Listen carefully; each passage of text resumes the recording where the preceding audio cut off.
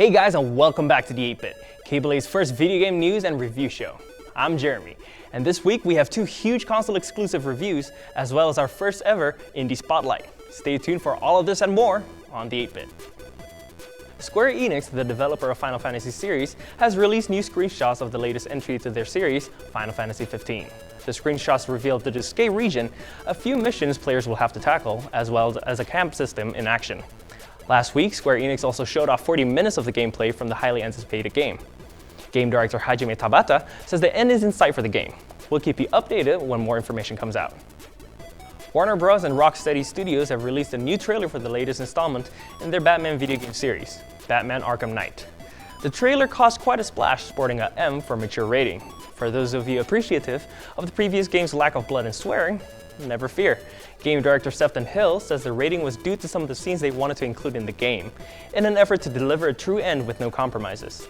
The game is set to release June 2nd. The fluffiest, pinkest underdog in gaming returns to the mean streets of Dreamland to enact vigilante justice in Kirby and the Rainbow Curse. That's right, Kirby's back, and ready to eat up adorable little claymation monsters with extreme prejudice. Here's our review. Kirby and the Rainbow Curse is the sequel to the beloved Kirby Canvas Curse, which released on the DS in 2005. While maintaining the same non-traditional Kirby controls, Kirby and the Rainbow Curse takes you on an entirely new adventure. Does this addition to the series meet the high standards set by Kirby fans? Absolutely. Kirby and the Rainbow Curse is a light-hearted and adorable game that is a real joy to play. All is peaceful in Dreamland when suddenly a mysterious portal opens up in the sky and drains all the color from the vibrant claymation world. Aline, a magical paintbrush, guides Kirby and Waddle Dee through this portal, and they begin their journey to restore color to Dreamland. Kirby and the Rainbow Curse uses the same control scheme as its predecessor. Players must draw a path to guide Kirby to the end of the level while navigating past obstacles and enemies. This game is fun, extremely fun, but that doesn't mean it's not also frustrating. The controls, however rewarding, take time to master, and you will find yourself screaming at Kirby to float as he does in previous entries. To make things more difficult, you only have a certain amount of path you can draw. You will find yourself so close to defeating a level when suddenly you run out of path and have to watch Kirby fall to a slow and painful death. Each level is refreshing, vibrant, and has its own exclusive set of hurdles for Kirby to overcome. You are forced to not only direct Kirby, but also defeat enemies, replenish health, attain stars, collect treasure chests, open doors, and solve puzzles. The multiplayer mode is very useful and significantly lowers the difficulty of the game. Additional players play as Waddle Dee, who has the ability to move independent of the rainbow line, and use his spear to attack enemies. This is especially useful when the player controlling Kirby has to focus on drawing the path. The most impressive thing about this game is its beautiful claymation style. The stunning visuals and enchanting music are what make this game so endearing. The most disappointing thing about this game is that the player using the tablet must always look down at the gamepad. The graphics are still impressive, however most of the vibrant color is lost on the smaller screen. Kirby and the Rainbow Curse is definitely not perfect, but that doesn't mean you won't enjoy every minute you spend playing it. The graphics and familiar characters are too charming to resist, and the plot, although short, is told through vibrant cutscenes that really show off the claymation style. This game is filled with unique puzzles, creative gameplay, and it still maintains that cute Kirby feel that fans know and love. The 8-Bit gives Kirby and the Rainbow Curse an 8 out of 10. Trine 3, the sequel to the 2012 puzzler, has been announced. Developer Frozen Byte released a trailer for the game on their website. Trine 3 uses a 3D space for the first time in the series. Trine 2 was well received by critics because of its engaging puzzles and beautifully crafted world. Although no release date has been announced, Frozen Byte uncovered that the game will come to PC first sometime in 2015. Check out the full trailer on the Trine website. Valve has officially entered the virtual arena in a surprise partnership with HTC. Valve, the developers of Half-Life and digital game platform Steam, are looking to enter the virtual reality market with HTC by developing their own VR goggles named the Vive. Valve and HTC promises the Vive will offer an unparalleled VR experience, describing a new service called the Steam VR Base Station. The Base Station allows you to walk in a physical 15x15 space in a virtual world. No announcement on a release date yet, but hopefully you can walk into your own desk in a few years to come. We all know track stars can run, but can they race? We aim to find out in this week's challenge segment, Rainbow Road Rage. Let's hand it over to Jane in the field. Hey guys, Jane here, and here with me are two members of WSU's track team, Ian and McKenna. We've rounded them up here today to take on the most epic, death-defying, and vibrant race of all, Rainbow Road. So, what events do you run? I do the long jump. I run the 110 hurdles and the 400 hurdles. So, how do you think your event will prepare you for this race? I really don't think it's gonna prepare me for this race. Well, my event's jumping over stuff, right? And Mario Kart, you jump over stuff, and if you fall down, heck, well, I'll fall down and I'll get back up and get back at it. Alright, are you guys ready to race? I was born ready. Ready as I'll ever be. Alright, let's get started. I've never heard of any of these people. Hey, you know what? I like green. It's March. No, I was born in March. It's all about Yoshi, man. I'm ready. I got the I'm flying ready too. Hey, squirrel. you know what? Let's go.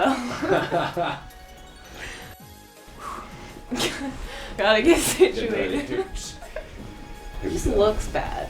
Like, that's It like is the roller definitely coaster you intimidating. never want to go on. Darn it! Oh, you gotta be kidding! Come on. 12th place, that's what's up, right? No! I'll turn as sharp as I can. Well, you're in 3rd? My goodness. It's not I'm gonna coming last after long, you. I'm telling you. It doesn't matter. Oh. I don't want to use the Get out of my acceleration. way. It's too fast. I don't like speed. Ooh. And there you go. I don't want these accelerations. Come on. I can't stay on them. Then don't use the... Well, what am I supposed to do? They're just gonna float above my head forever. Oh, what? That was a shortcut? Get out. That's what's up. Oh, man, that made my day. That's what's up. And it's 7th, no biggie. It's cool, though. It's Rainbow Road. Like, 7th is practically 1st until somebody knocks you off the track. That's... Oh, my gosh. This is ridiculous. Ooh. No, this is the final lap. Hey, I beat you though. Guess what? Wow, I wonder why I'm in 12th. Guess what? Hey, apparently hurdles prepared me a little bit more than long jump. You Yeah, should it's think about switching on yeah. over. Yeah. Congratulations to the winner, Ian. Thanks so much for tuning in to this challenge segment. Let's take it back to Jeremy in the studio. This is Jane Walter signing off. Microsoft released more information on its upcoming 4-in-1 fantasy game, Fable Legends. The game will adopt a free-to-play model like League of Legends, where players can buy new characters through in-game currency as well as real money. This information is coming off the heels of developer Lionhead Studios' announcement that the Xbox One version of the game will be able to crossplay with the PC version. Fable Legends will be released sometime in 2015 on Microsoft's new console as well on PC. World of Warcraft creators Blizzard Entertainment have revealed that they are changing up the subscription plan for their record-breaking MMO. Soon, players will be able to purchase subscription time with in-game gold. WoW tokens will be available to buy through the in-game shop with real money, and then can be sold at the in-game auction house and redeemed for subscription time. Blizzard is aiming to help out players with spare time but no money with this feature. No release date or price for WoW tokens have been revealed, but we'll let you know if any more information surfaces. Will The Order 1886 rewrite history, or is it doomed to repeat it? Find out in our review of Ready at Dawn Studios' PlayStation 4 exclusive. The Order 1886 is an interesting showcase of many great ideas, but doesn't quite hit its mark. Developer Ready at Dawn does a wonderful job at creating a cinematic experience, but at the cost of its gameplay. Set in Victorian London, you play as Sir Galahad of the Knights of the Round Table. You fight to protect humanity from the half-breeds known as Lycans, the game's versions of werewolves. The Order tells a fantastic story, if not for its poor pacing and an underwhelming conclusion. What really shines here is the incredible supporting cast that you will meet in your 5 to 6 hour playthrough. Ready at Dawn has shown their talent with their first original console game. You'll find yourself in a mix between tight alleys in the streets of London to open courtyards. The Order doesn't make you play in a specific way, as there are multiple ways to take down your enemies. My personal favorites, the scientific Tesla weapons, are satisfying visually and performance-wise, while other weapons in the game still pack a punch. The Order doesn't have the stickiness when transitioning between cover that sometimes plagues third-person cover-based shooters. When you die, it is usually because the player instead of the general controls. One major complaint about the game is the length.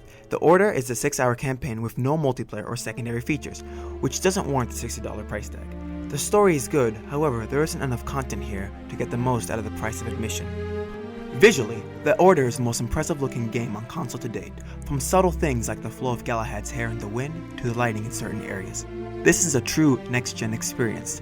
There are moments in the campaign where you don't know whether a cutscene has continued or gameplay has started. The transitions are seamless, so if a cutscene is followed by a QuickTime event, it can be confusing towards the players. When looking at the order 1886, there's a lot to love. There's a lot of great things that developer Ready at Dawn did well. However, when looking at this as a whole package, it misses its mark. The 5 to 6 hour campaign, with little to no replay value, makes the game a tough sell for gamers looking to get the most bang out of their buck. Although the game has great gunplay and visuals, the cliffhanger ending will leave a sour taste in some gamers' mouth. It's pretty obvious that Ready at Dawn will have a better game in store for gamers next time around. The Order provides a coherent story and fantastic world, but its length and awkward pacing keep it from becoming a PlayStation classic, which is why the 8-bit gives The Order a 7 out of 10. Here at the 8-bit, we love indie games. Because small budget developers don't have the necessary funds to make AAA games, they have to put out their blood, sweat, and their tears into their products. This inspired us to create our next segment, the Indie Spotlight. Here's one of the best indie games of 2014, The Binding of Isaac: Rebirth. The Binding of Isaac: Rebirth's grotesque premise turned heads everywhere after its free release for the PlayStation Plus subscribers last year. A young boy named Isaac is a regular kid.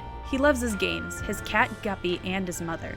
But all that changes one day when Isaac's mother hears a voice of God, which commands her to kill her child. Mom seems almost eager to complete this task for her savior. Isaac overhears his mother's rantings and delves deep into the basement of his home to escape his psychotic parent. The crypt is where the game begins. Isaac finds disturbing enemies in the basement, from hair-lit beasts to fly-belching fetuses, which he must fight off by using his tears as weapons. The Binding of Isaac is a roguelike game. Every time you start a new game, the levels, bosses, and rooms are different, and when you die, you have to start from scratch. The game gives you little information, which begs replays after you inevitably perish. Also, as long as you continue to play, new items unlock to further the replay value. Balancing items and taking risks is the true challenge of the game. Isaac uses a twin-stick shooter control scheme. As you fight tons of enemies, the game rewards you with bombs, keys, or other items that aid you in your quest. Secrets riddle the dungeon, like hidden doors and chests. There are 5 floors when you start the game, which act as levels, each getting harder as you progress. Each floor features a boss room, a shop that you can open with keys and buy supplies, and a sought-after item room that has an item that alters your tears, spawns familiars, or is just there for giggles. Alterations to tears include increased shot speed, fierce shots that can scare away enemies, and orbiting blobs that block enemy projectiles. To get to the next level, you must defeat the boss of the floor. Memorizing attack patterns is a must to destroy these bosses, which can drain your health in no time. If you are a hardcore masochistic gamer, The Binding of Isaac: Rebirth might be for you, but I wouldn't recommend it to the easily frustrated. Binding of Isaac is addictive, and always challenging you to play one more game. It's available now on Steam and PlayStation products for $15, and both platforms feature a demo.